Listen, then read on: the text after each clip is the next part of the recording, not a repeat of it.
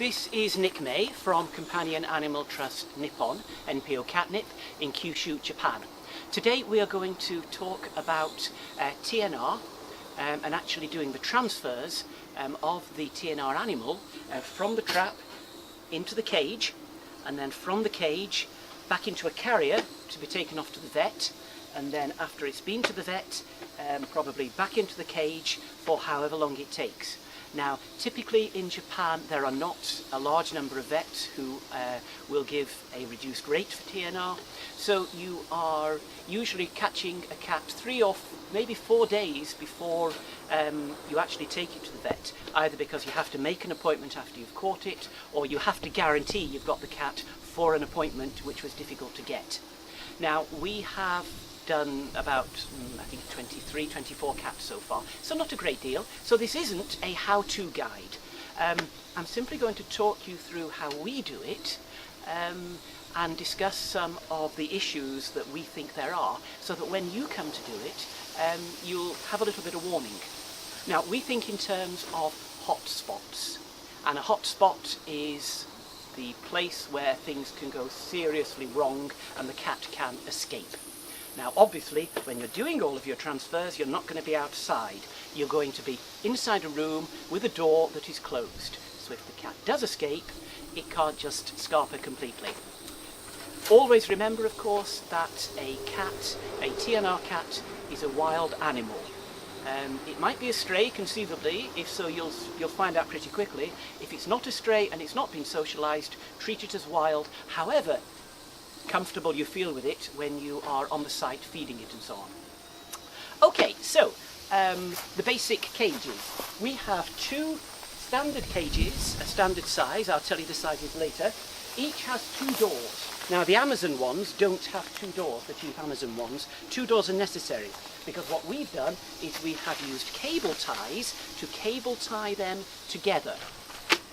Because for us, horizontal space is actually more important than vertical space with TNR animals, and also good access is important with TNR animals.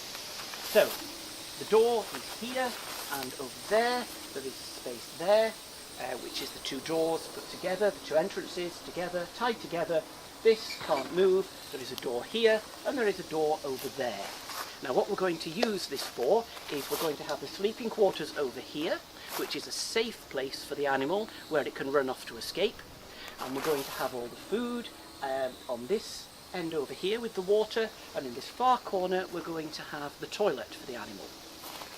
And we're going to use some little blocks of wood later, which will simply slide through the gaps here and block off that hole, so that the cat doesn't feel it can just escape. So you can clean this side, and the cat's locked up over here. Okay, so initial setup, what do we need? We are very keen on having everything standardised, standard sizes, so we can work off a checklist. So step 1 is we buy these boxes. We can't be bothered to dig out a box of the right size when we need it. They're about 180 yen. And it's worth just buying them, and when we've used them we throw them away, because these are TNR animals and we don't know their disease status, so it looks like a waste, but we think it's worth doing. So this is what, 394mm by 289mm by 286mm, and we simply fold it, oops, like so.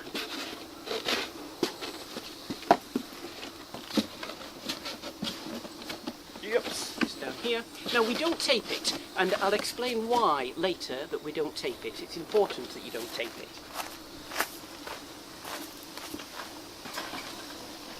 Okay, so this just fits through the hole there.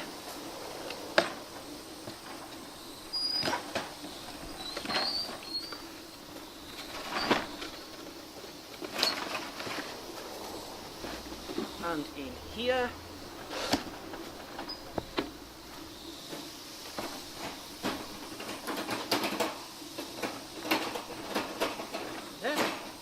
And then to secure that, we are going to use a piece of wood. Now you could tape it up if you wanted to. There's many advantages to not doing, which you will see later. Now we'd actually put that in the next one just to hold it in. Now that holds this back, so that it's not going to move around, but you don't actually have to tape it. And the reason is, we want this to be a safe place for now, but at some point in proceedings we're going to make this an unsafe place because we want the cat to move. Okay, so this obviously is something that we put inside here just for comfort for the cat. Okay, so this is the basic setup. We're now going to make this into a safe space for the cat by simply covering it in a blanket.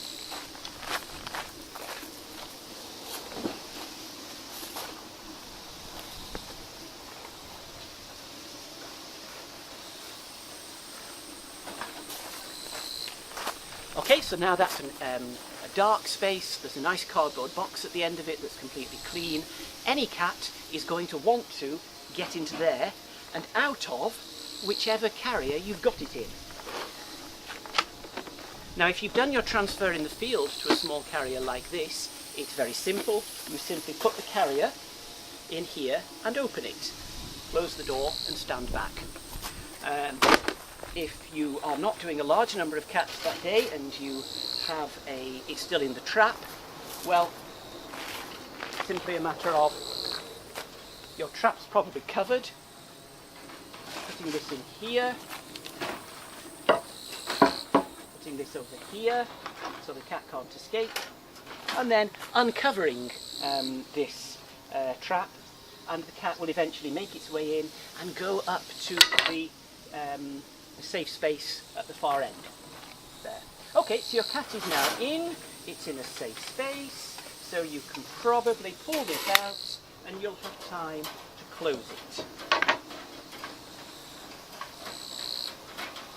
And there we go. Okay, so your cat is now safely ensconced in here. When it comes to feeding time or cleaning time,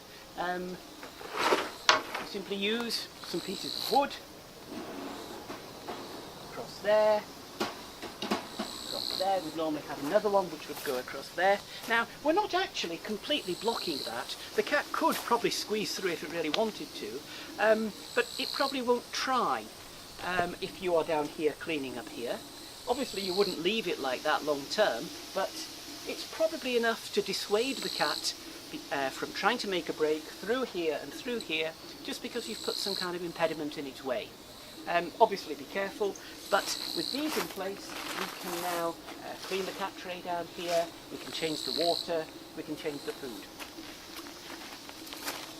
We do seriously recommend these little cat water feeders. It's important that the water is kept up away from the surface. If it's a little bit higher, there's far less chance of any grit from here going into it. The cat, if it goes wild and berserk, is going to knock the water and absolutely soak the inside of the cage. Having this reduces those risks greatly, and it means the cat always has fairly decent drinking water, even if it's fouled inside the container.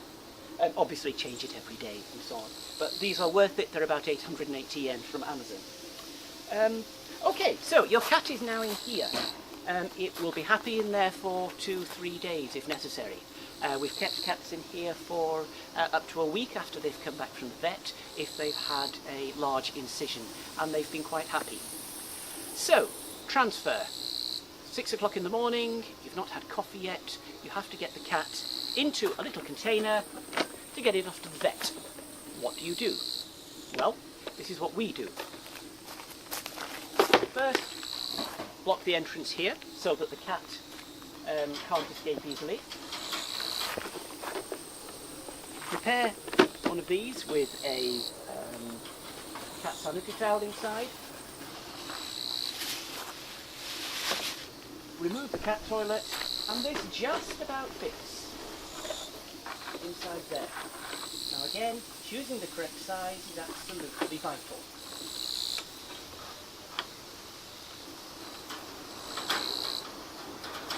Lock door,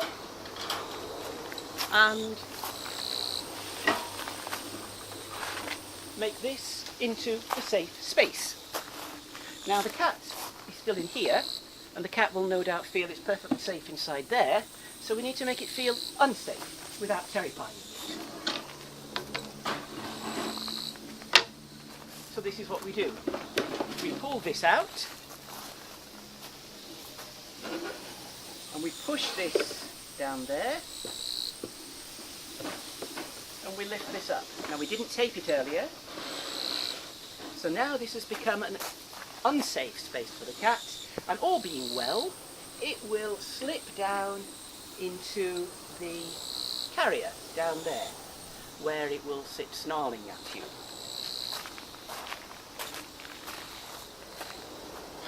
And now you can simply, it's never quite as simple as it looks.